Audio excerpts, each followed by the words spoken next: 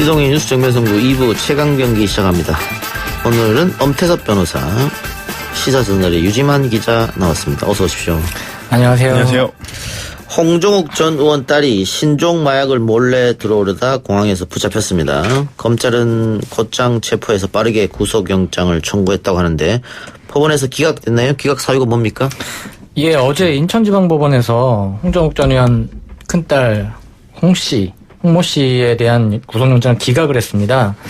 애초에 이제 검찰이 빠르게 구속영장을 청구한 거는 일전에 이제 CJ그룹 이재현 회장 장남이 그냥 불구속되고 귀가한 것을 좀 의식한 조치였던데요. 예. 어제 인천지방법원에서는 피의자의 주거가 일정하고 증거인멸과 도주의 우려가 없다. 또한 이제 초범이고 소년인 점도 고려했다라면서 이제 영장을 기각했습니다. 예. 소년이라고요? 예, 소년. 18세 미만. 만 18세 넘지 않았습니까? 뭐 저는 언론에서는 18세 미만으로 소년범 14, 18 사이에 포함되는 것으로 확인을 했습니다. 보니까 양이 근데 상당하더라고요. 예, 이게 지금 카트리지형 대마 LSD 외에 슈퍼 각성제로 불리는 에더럴 수정을 같이 가지고 있었는데 이 LSD 같은 경우는 미국에서는 이제 1급 마약으로 분류가 돼 있거든요. 액상 대마초 같은 경우에는 뭐 우리가 몇 번 뉴스로 알려드렸던 경우가 있는데 LSD는 오랜만에 듣는 것 같습니다. 예, 이게 헤로인하고 엑스터시와 함께 이제 1급 마약으로 분류된 좀 강력한 항정 의약품인데 이거 외에 이제 여러 개의 다른 마약들을 같이 가지고 있다가 공항 세관에서 걸렸죠. 예. 그건 이제 그 구속 관련해서 그 앞서 이재현 회장의 아들 때 그냥 이제 바로 귀가협 조치 시켰다가 그 이후에 자진 출석하고 이제 지금 현재는 구속되어 있는 상태인데 제가 그 구속 수사 기준에 관한 지침을 보니까 마약 사범의 경우에는 원칙적으로 구속이더라고요. 그러니까 사실 이번에 원칙이 뭐 그대로 원칙대로 검찰은 구속 영장을 청구했고 다만 여러 가지 구속 요건 사유 중에 뭐 주거 부정이랄지 아니면 증거 인멸, 도주 우려 이런 것들이 이제 우려되지 않는다. 거기에 덧붙여 이제 그 18세 미만이기 때문에 그 구속 영장을 기각한 것으로 보입니다. 제가 보기에는. 근데 많은 사람들이 마약, 특히 LSD를 가지고 들어왔는데 어떻게 기각될 수 있느냐 형평성을 지적하는 분들도 계시더라고요. 변호사니까 어떻게 생각하세요? 그 부분 제가 방금 전에 말씀드렸던 것처럼 사실은. 아니 본인이 어떻게 생각하시냐고. 저는 사실 그 엄격한 구속 요건만을 따진다고 한다면 일단 주거 일정하고 그다음에 증거 같은 경우는 이미 뭐 공항에서 다 확보가 됐죠. 그리고 도주 우려와 관련해서도 이미 이제 공인의 딸이기 때문에 도주 우려 부분도 다른 사람에 비해서는 좀 적다고 판단을 했을 것으로 보이고 거기에 덧붙여서 이제 그 소년범이기 때문에 소년범은 마찬가지로 구속 수사 기준에 관한 지침에서 고려의 대상 중에 하나거든요. 그렇기 때문에 영장 기각은 요건만을 봤을 때는 뭐 맞지 않겠는가라는 생각은 갖고 있습니다. 홍종욱 전 의원이 빠르게 사과문을 발표했습니다. 예, 홍종욱 전 의원이 본인의 SNS를 통해 가지고 모든 것이 자식을 제대로 가르치지 못한 내 불찰이고 못난 아버지로서 고개 숙여 사과드리며 어떤 질책도 달게 밝혔다. 이렇게 입장을 밝혔습니다. 자, 유력 인사 자녀의 마약 적발이 계속해서 반복되고 있는데 공통점을 보면요. 다들 그 해외에서 유학생활 공부를 하고 그랬던 경험이 있었던 사람인 것 같아요. 그런데 처벌이 경미하니까 이런 일이 반복되는 거 아니야? 이런 주장도 있던데 어떻게 보십니까? 아무래도 이제 해외에서는 국내보다는 좀 접근성이 아무래도 상대적으로 좀 용이하죠. 그리고 또 뭐 경제적으로도 뭐 여유가 있기 때문에 더 접근성이 용이하다라고 볼 수 있을 것 같은데 사실 처벌이 경미한 부분은 이런 접근성 용이라든가 어떤 사회적인 유망, 사회적으로 이제 유망 인사라는 점 이런 것들은 처벌에 직접적으로 처벌 여부, 그다음에 어떤 양형 이런 것들에 직접적으로 영향을 미치기는 어려울 것으로 보이고 다만 이게 경미한 이유는 본인이 이것을 이제 사용하기 위한 목적으로라고 한다면 그리고 또 초범인 경우에는 뭐 이 정도 형은 적정할 것으로 보이는데 만약에 이것을 뭐 제조 혹은 유통할 목적 아니면 뭐 직접 뭐 판매를 할 목적 이런 다른 목적들까지 밝혀진 경우 그런 경우에는 지금 이 정도 수준에서 처벌해서는 뭐 말이 안 될 것이고 그보다는 훨씬 더 가중될 것으로 보입니다. 앞서 재벌가 3세들의 마약 적발에는 거의 집행유예가 나왔더라고요. 이 사건도 아마 그럼 그렇게 될 것으로 보입니까? 아무래도 지금 뭐 상습성 여부나 그다음에 아까 말씀하신 대로 본인이 사용하려는 거 외에 혐의가 밝혀지지 않는다면 비슷한 수위의 처벌이 나오지 않을까 싶습니다. 네, 알겠습니다. 검찰 이야기 해보죠. 정경심 교수를 소환하겠다는 것은 뭐 다들 예측된 건데 예. 정문으로 들어오게 하겠다. 결국은 포털라인에 세우겠다는 얘기였잖아요. 예. 그런데 오늘 뉴스 나온 거 보니까 비공개 검토로 소환하겠다. 이런 얘기가 나오더라고요. 바뀐 겁니까? 검찰의 입장이 어떻게 된 겁니까? 기류가 조금 바뀌었습니다. 사실 이제 검찰청사 1층에 정경심 교수 소환을 대비한 언론의 포토라인은 사실 추석 연휴 직후부터 예. 설치가 돼 있었거든요. 예. 지금 계속 기다리고 있는 상황인데 최근에 문재인 대통령의 발언이나 검찰 개혁 방안 중에 인권 보호 강화, 그다음에 정경심 교수 본인도 좀 몸 상태가 좀 안 좋다라는 얘기가 나오고 하면서 좀 비공개 소환을 검토한다는 얘기가 오늘부터 검찰 내부에서 나오기 시작했습니다. 예. 오늘자 조선일보를 보면 대통령 압박 뭐 켰나? 검찰 돌연 정경심 비공개 소환 이렇게 썼던데 어떻게 이게 보세요? 뭐 그 27일 날 대통령께서 하신 발언을 보면 예. 인권을 존중하는 절제된 검찰권 행사가 무엇보다 중요하다. 예. 그리고 30일 날은 검찰총장에게 지시한다. 개혁 방안 조속히 마련해 제시하라. 예. 뭐 물론 이제 개혁 방안, 뭐 사법 개혁이라든가 검찰 개혁은 뭐 애초에 인사청문회 때부터 윤 총장에게 예. 주문했던 내용이기 때문에 예. 뭐 이 자체가 경고성 메시지라고 보기는 어렵지만 저는 그 앞서 말씀하셨던 인권을 존중하는 검찰권 행사. 예. 뭐 이 부분이야 당연한 얘기니까요. 예. 형사소송법이 대원칙이기도 하고 예. 그런데 절제된이라는 단어에 좀 집중할 필요가 있지 예. 않겠는가. 이 예. 절제된이라는 단어가 과연 밝혀진 혐의 혹은 지금 현재 수사 진행 중인 혐의에서도 좀 적절하게 해라. 적당히 해라라는 건지 아니면은 이미 그러니까 아직 드러나지 않은 그런 수사에 대해서도 훨씬 더 강화하지, 그러니까 더 밝히지 말고 예. 적당히 이제 이쯤에서 마무리해라라는 메시지인 건지 예. 아니면 정말 인권 보호를 위해서 예. 절제된 정도 수준의 수사로 적당히 마무리하라는 것인지 예. 좀 애매하게 보일 수 있고 지금 시기적으로는 어쨌거나 그 현직 법무부 장관의 가족에 대한 수사가 진행 중에 있기 때문에 검찰 입장에서는 다소 압박으로 들릴 수도 있을 예, 것으로 알겠습니다. 저는 예. 보입니다. 네. 근데 뭐 공개 소환, 비공개 소환 이건 큰 문제는 저는 아니라고 보고 과연 검찰이 구속영장을 청구하느냐 핵심이 그거잖아요. 그겁니다. 예. 구속 불러서 30여 군데를 압수수색하고 소위 말해서 뭐 털 때까지 털었는데 구속영장 청구 안 한다 그러면은 그럼 검찰은 스스로 우리 수사가 잘못됐다고 인정하는 것이고 예. 구속영장을 그래서 청구를 하면 할 텐데 그 뒤에 영장이 나오냐 안 나오느냐는 것은 뭐 그건 법원에서 결정하는 거니까 그건 이제 번외로 하고요. 다만 지금 오촌 조카가 구속 만료가 다가왔기 때문에 오늘 내일 그러니까 영장 실질심사까지 생각하면 오늘 아니면 내일 불렀어야 되지 않는가 이런 생각이 들거든요. 늦어도 내일까지는 소환을 해야 예. 그 오촌 조카 구속 만료 전에 좀 깊이 있는 조사를 할 수 있거든요. 예. 근데 아마 지금 오늘은 아직까지 소환을 했다, 비공개라도 소환을 했다는 소식은 들려오지 않고 않으니까. 내일을 좀 기다려 봐야 될 것 같은데 아무래도 검찰은 사실상 정경심 교수를 소환하는 것은 단 한 번밖에 할 수 없지 않습니까? 예. 그 전에 이제 각종 혐의나 증거들을 좀 다진다라고 하는 조심스러운 좀 입장도 있는 것 같고요. 그다음에 또 뭐 정경심 교수의 몸 상태가 또 외부로 얘기가 나오면서 또 그 부분을 또 의식하지 않을 수는 없을 것 같고 이래저래 그리고 거기다 구속영장을 청구했을 때 영장이 기각되느냐 발부되느냐에 대한 고민도 있을 겁니다. 그건 당연히 있겠죠. 예. 그런데 일각에서 불구속 기소할 수도 있다 이런 얘기가 들리거든요. 예.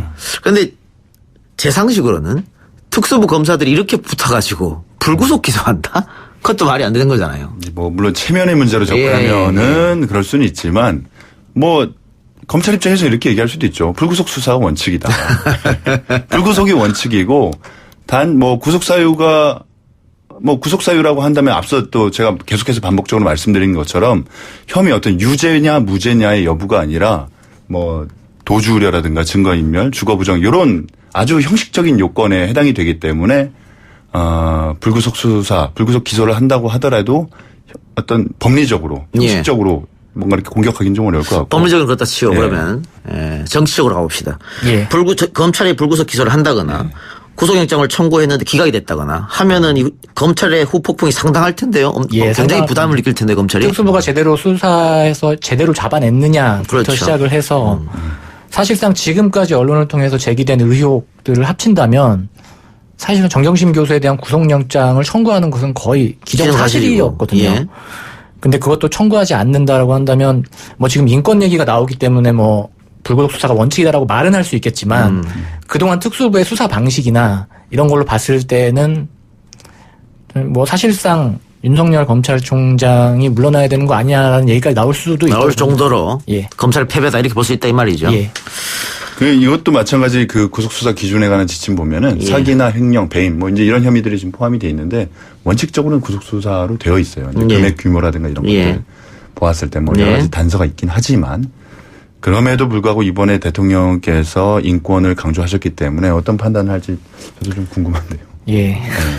자, 대통령의 지시 하루 만에 검찰이 개혁 방안을 발표했습니다. 어떤 내용입니까? 예, 어제 문재인 대통령이 윤석열 검찰총장에게 직접 개혁 방안을 제시하라라고 지시를 하자마자 하루 만에 오늘 발표를 했는데요. 뭐 여러 가지 사항을 제쳐두고 이제 핵심적인 것은 세 가지입니다.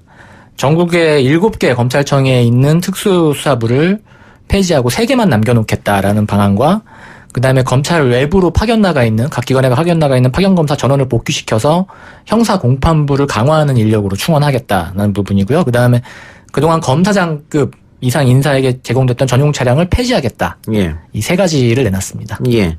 조정 차량 폐지 문제는 뭐 지난번부터 계속 언급됐던 것이고. 예. 감사원에서 문제가 있다고 지적했던 부분이니까. 예. 그건 당연히 폐지돼야 하는 문제 같고요.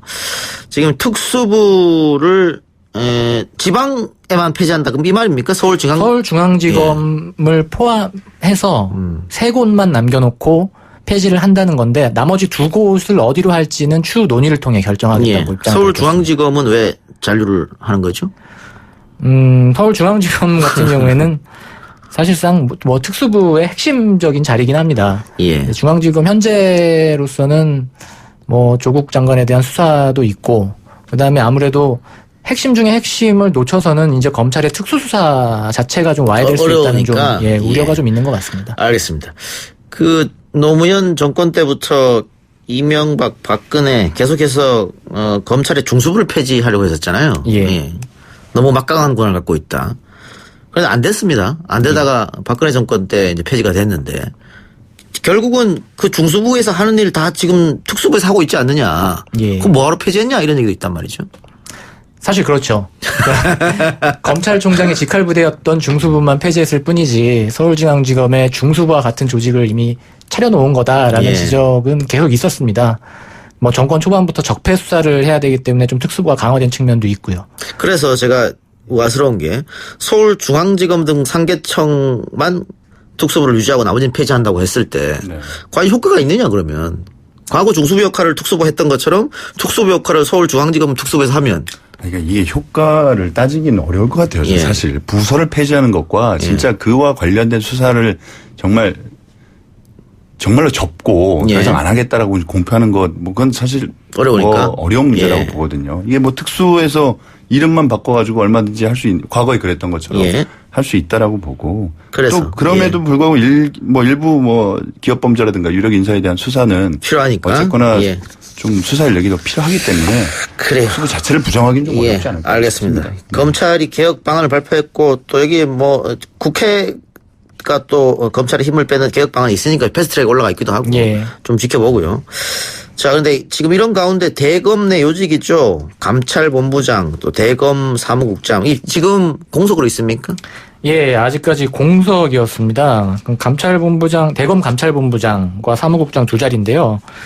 그러니까 대검 감찰본부장은 개방직인데 검사 비위에 대한 감사를 총괄하고 특히나 검찰총장의 바로 밑에서 직무를 수행합니다. 그래서 그 검사의 범죄 혐의가 발견될 경우 수사로 전환할 수도 있기 때문에 뭐 대검에서는 핵심 중에 핵심 요직 중에 하나고요.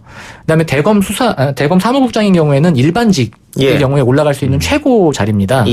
대검의 예산이나 인사 등을 총괄할 수 있는 자리인데 그동안은 항상 검찰총장의 최측근 수사관들이 이 자리에 올라갔었는데 이번에는 바뀐 걸로 알고 있습니다. 일단 이 감찰본부장도 역시 검찰총장의 최측근들이 보통 했었죠. 아, 예, 그렇죠. 네. 그렇죠. 근데 두 자리가 이제 공석인데, 네.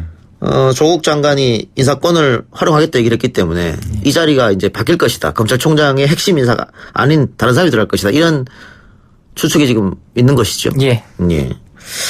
그래요. 아직 누가 될지는 모릅니다만은, 예. 한번 두고 보고요. 근데 이렇게 되면 또 검찰총장 측에서 약간 불만이 있을 수 있는 거 아닙니까? 뭐 인사권자의 명 아니겠습니까? 인사권자 명예니까. 그래요. 예, 오늘 자유한국당 황교안 대표가 검찰에 자진 출석했는데 검찰에서 황교안 대표를 부른 적이 없거든요. 경찰도 부른 적이 없고. 예. 왜 자진 출석했습니까? 오늘 오전이었죠. 대표로 가셨다고. 예, 대표. 예, 직접 자유한국당의 말씀하셨잖아요. 당대표로서 예. 모든 지금 수사선상에 올라있는 모든 의원들을 대신해서 대표로 자신이 출석했다라고 남부지검에 출석을 했죠. 그래서 이 멘트, 그러니까 그 출석하면서 밝힌 코멘트도 제 목을 치고 거기서 멈춰라. 그리고 당에 당부한다. 수사기관에 출두하지 말고 여러분은 당대표의 뜻에 따랐을 뿐이다. 그리고 또 한편 문재인 대통령에게는 야당 탄압을 중단하라. 그리고 조국 수사에 집중하라. 뭐 이런 식의 메시지를 던졌습니다. 야당 탄압을 중단하라. 조국 사태에 집중하라. 이 얘기는 야당이 당수니까 충분히 할 수 있다고 보고요. 네. 그런데 대한민국이 법치국가인데 수사기관에 출두하지 마라. 이건 좀 안 맞는 거 아닙니까? 안 맞죠. 예, 물론 안 맞는 예, 얘기죠. 아니, 일반 예. 국민이 예를 들어 그 경찰이나 검찰에서 오라고 하는데 안 가면 됩니까, 그거? 아, 이게 뭐, 당연히 안 갈 수는 있죠. 임의 수사기 때문에. 현재는 네. 지금 강제 수사가 아니고, 네. 임의 수사 단계에서는 본인의 의사에 따라서 안 갈 수 있습니다.